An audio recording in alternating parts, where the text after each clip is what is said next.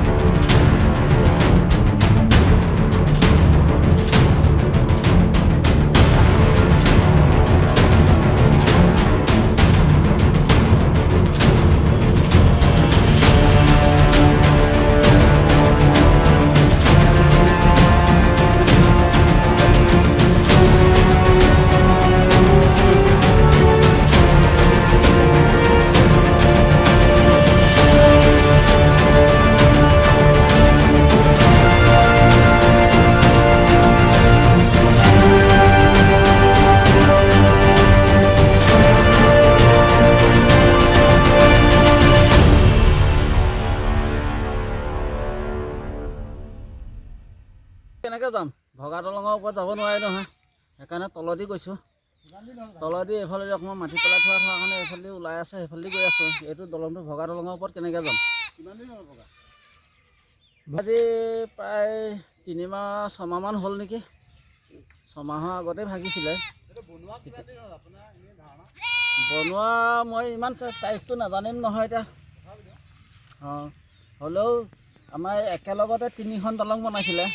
মৰিখুঁটিয়ে 2খন বনাইছিলে, জোঠা চাপৰি এখন বনাইছিলে, এইখন যিটো মৰিখুঁটিলৈ সোমাই আহে সেইখন বনাইছিলে। তাৰপৰা এখন বনাইছিলে 4খন দলং।